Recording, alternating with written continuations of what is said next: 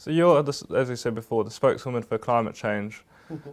This 10.5 billion allocated by the government to go onto motorways, for example, linking Pegasus to Christchurch, 4 lanes, will a Labour government, will it not spend that money?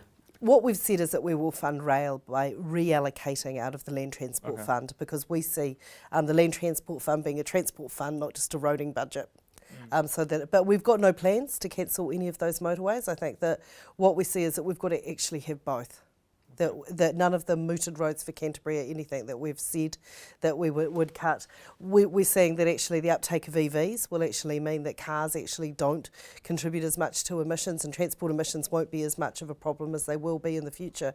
I think the automotive industry has been one of the most clever industries in preparing itself for change and making sure it's part of the solution, not part of the problem, actually. What industries are the problem in New Zealand? Well, I think it's the main thing for me, and one of the things, I was lucky enough to go to Paris and to go to the climate conference.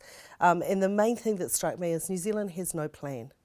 And that's what we've got to change. What Labour's position is, we want to put in place something that we know works, that we've seen work in the United Kingdom, and that's doing carbon budgets overseen by an independent climate commission.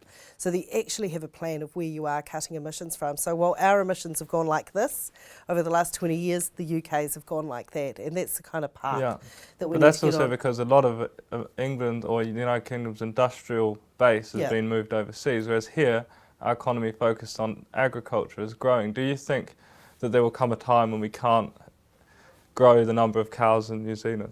Well, I think there's been quite a lot of work done on that. So I belong to a cross-parliamentary group called Globe, and that's members from every political party across Parliament, and we commissioned a UK economics consultancy to do a report for us on what net zero carbon looked like in 2050 in New Zealand.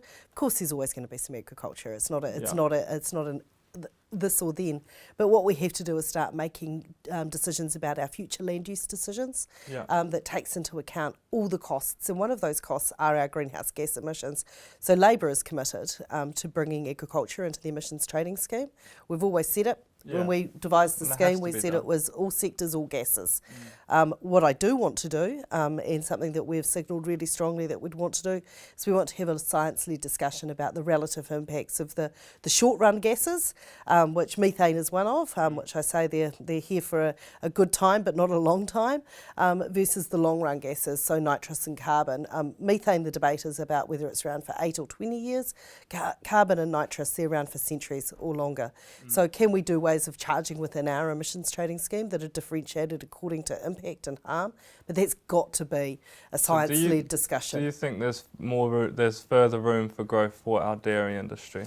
Oh, look, I think that different land use decisions are going to have to be made, and I think that one of the things that we know that we need to be moving up the value chain, that this shouldn't be about volume, this should be about value and doing more with what we've got, and people will make decisions about how it is they farm and what they use land for.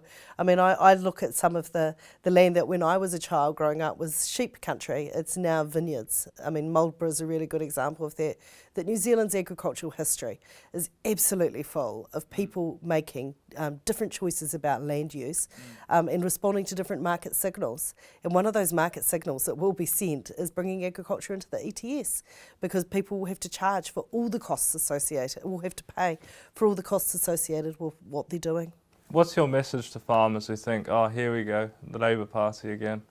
Anti-farmers. So we want to bring agriculture into the ETS. We've said within our first term we'd want the Climate Commission to look at exactly how we do that.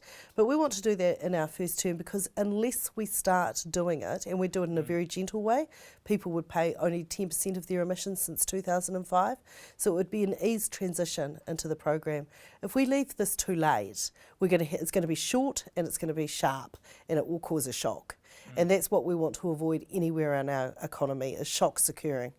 So this needs to be an eased transition so people have the chance to actually adjust to it.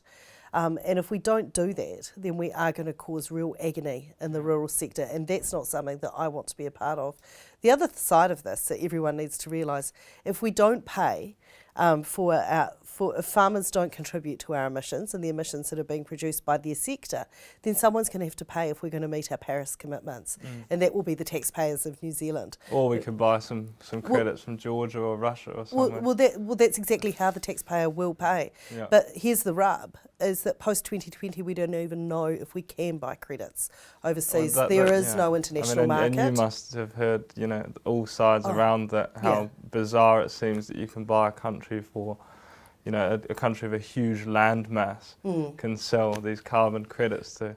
Well, that's where the post-2020 world is going to be completely different, because, of course, the Paris Agreement brings in the developing nations that weren't in the Kyoto Protocols. Yeah. So those countries have their own targets after 2020. Okay. So they'll have to be cutting their own emissions, not just creating emissions credits to sell on international markets. So the world's going to change.